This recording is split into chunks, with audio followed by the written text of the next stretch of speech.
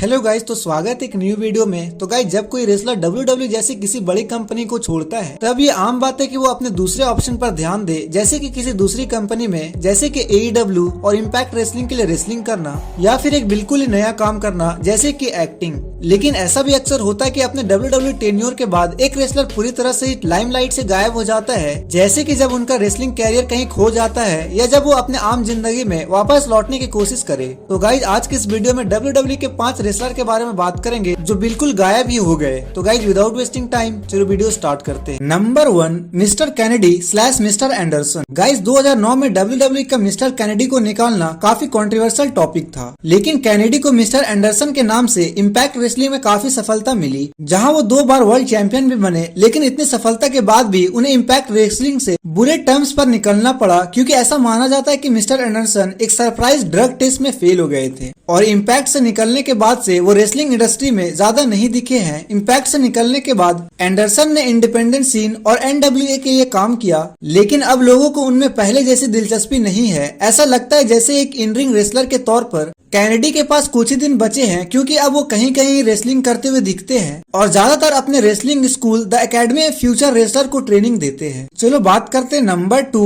Nathan Jones. जब 2003 में Nathan Jones ने WWE को छोड़ने का फैसला किया था, उसके बाद से उनका रेसलिंग कैरियर लगभग खत्म ही हो गया। कुछ इंडी शोज के अलावा जोन्स रेसलिंग में नजर ही नहीं आए, लेकिन 2008 में TNA रोस्टर के साथ वो जुड़ने वाले थे, लेकिन एक सीरियस इंजरी की वजह से वो कभी उस कंपनी के लिए रेसलिंग नहीं कर पाए और नेथन जोन्स को शायद उनके छोटे से WWE कैरियर से ज्यादा उनके एक्टिंग रोल से पहचाना जाता है। नेथन जोन्स मॉडल कॉम्पैक्ट जैसी बड़ी मूवीज में दिखे हैं और ये एक ऐसा फील्ड है जिसमें जॉन साफ तौर पर सफल हो रहे हैं, क्योंकि एक से एक बढ़कर उन्हें रोल मिल रहा है। चलो बात करते हैं नंबर 3, टेड डिबियासी जूनियर। WWE का एक ग्रुप लेगेसी इसलिए बनाया गया था ताकि टेड डिबियासी जूनियर और कोडी रोड्स को WWE के मेन इवेंट स्टेटस बनाया जा सके। लेकिन जब ये ग्रुप अलग हुआ तब रोड्स तो कंपनी के एक फेमस स्टार बन गए, लेकिन डिबियासी कहीं खो गए और आखिरकार 2013 में उन्हें कंपनी से निकाल दिया गया। इसके बाद डिबियासी इंडी सीन में घुस गए, लेकिन वो बदनामी की वजह से पूरी तरह असफल रहे और आखिरकार 2023 में उनका नाम एक बार फिर सामने आया। अप्रैल 2023 में द US डिपार्टमेंट की तरफ से एक बयान जारी किया गया था, जिसमें उन्होंने डिबियासी पर एक वायर फ्रॉड की साजिश का इल्जाम, वायर फ्रॉड के 6 इल्जाम, सरकारी पैसे से चलाने वाले प्रोग्राम में 2 चोरी के इल्जाम और 4 मनी लॉन्ड्रिंग के इल्जाम लगाए गए थे। इस बयान के मुताबिक डिबियासी जूनियर को लगभग 185 साल तक की सजा हो सकती थी।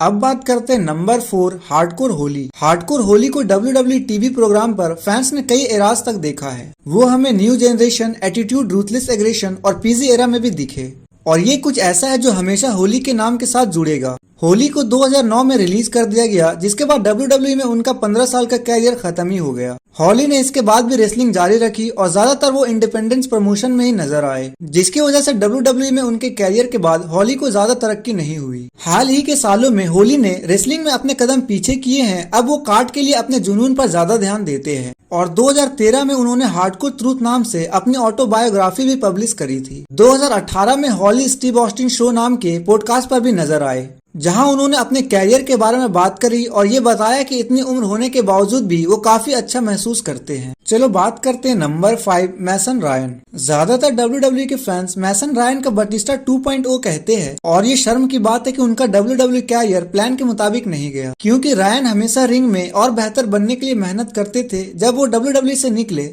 तब उन्होंने प्रो रेसलिंग की दुनिया से बाहर एक बड़ा कदम उठाने का फैसला किया और अब फैंस को रायन की कोई खबर इसलिए नहीं मिलती क्योंकि अब वो एक आर्चर के तौर पर काम करते हैं। WWE.com ने 2016 में उनका एक इंटरव्यू किया था और अपने नए प्रोफेशन के बारे में उन्होंने कहा था कि शो में मुझे 2 से 3 फाइट सीन होते हैं, तो जाहिर है कि WWE मेरी सालों की ट्रेनिंग यहाँ मुझे काम आ रही है। इस शो के बारे में बढ़िया बात यह है कि उन्होंने मेरा स्वागत किया और मुझे कभी भी न्यू कमर की तरह नहीं देखा। वो मुझे ऐसा महसूस करवाते थे जो शो में एक खास रोल करता है और एक अहमियत रखता है। वो मेरे इतिहास होते हैं, उससे पूछते हैं। मैं अपने फाइट सीन में बहुत सारी चीज डाली है। हमारे पास दुनिया भर के कुछ बेहतरीन एथलीट हैं और वो अलग अलग जगह से आते हैं, लेकिन मुझे सच में लगता है कि WWE से आने की वजह से मैं उनसे कुछ अलग हूँ। हमारा काम बहुत अच्छा है।